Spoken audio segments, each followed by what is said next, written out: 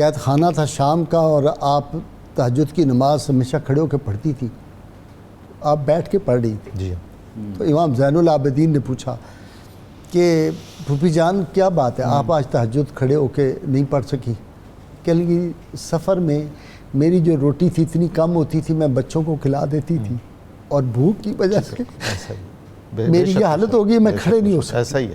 Doctor صاحب آپ کی طرف آتا ہوں. جی. علامہ نے کہا تھا کہ حدیث عشق دو باب است، کربلا و دمشق، یک حسین رقم کر دو دیگر زینب.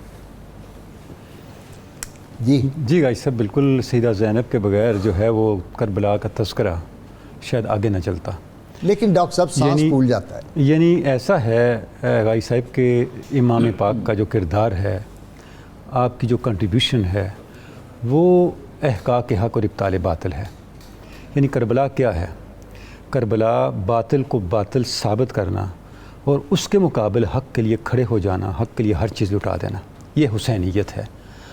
اور اس کام کو قیامت تک جاری رکھنا، اس کے ابلاغ کو، یہ زینب ہے. یعنی زینب کیا ہے؟ سیدہ زینب نے امام پاک کے اس مشن کو زبان دے دی. علی شریعتی نے بڑی درست بات کہی کہ اگر زینب نہ ہوتی تو کربلا کا واقعہ، امام پاک کی قربانی کربلا کی چار دیواری سے باہر نہ نکلتی، ادھورا رہ جاتا، ادھورا منتقل نہ ہوتا. یعنی آپ دیکھیں پورا سفر جو ہے کربلا سے لے کے کوفہ اور دمشق تک، یزید کے دربار تک، یہ فی الاصل پیغام حسین کے ابلاغ کا سفر ہے. یعنی آپ نے ہر موقع پہ کتنی جرأت کے ساتھ اور کتنی ہمت کے ساتھ اور کتنے، اس میں کمال کی بات غائی صاحب، یہ کتنے استحضار کے ساتھ جو وہ بات کر رہی ہیں. یزید کے دربار میں جس وقت آپ نے خطاب شروع کیا تو وہ دربار کیا تھا؟ وہاں تو پوری سمجھے کہ دنیا کی ایک نمائندگی بیٹھی تھی نا.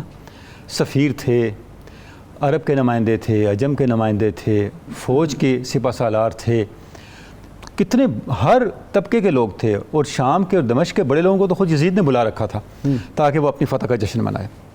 لیکن اسے یہ نہیں پتا تھا کہ جتنے لوگ آ رہے ہیں یہ میسیج لے کے جائیں گے. آگے جو کچھ میں نے کر دیا ہے اب اس کو اگلی نسلوں تک منتقل کرنے کے لیے میں ان کو بلا رہا ہوں. یہ اس کو نہیں پتا تھا. آپ دیکھیں کیسے روم کا سفیر تھا، اس نے جو مکالمہ کیا.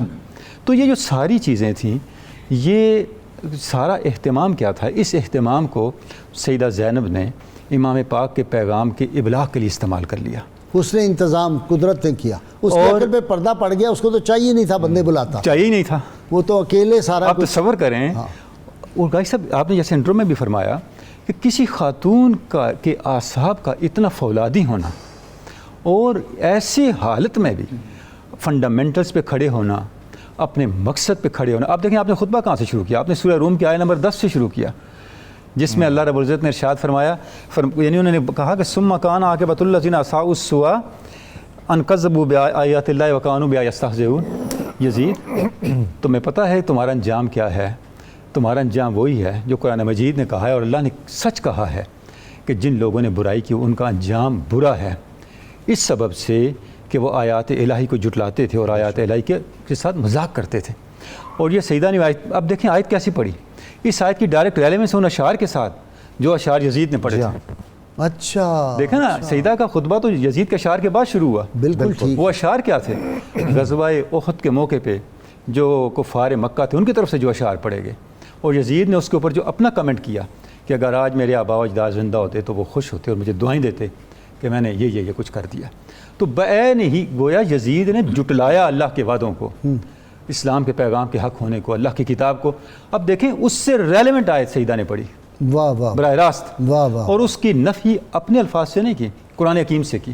سبحان اللہ سبحان. یعنی میں مفسرہ قرآن ہے جی، عقیلہ بنو ہاشم کہا جاتا ہے. عقیلہ بنو ہاشم جی.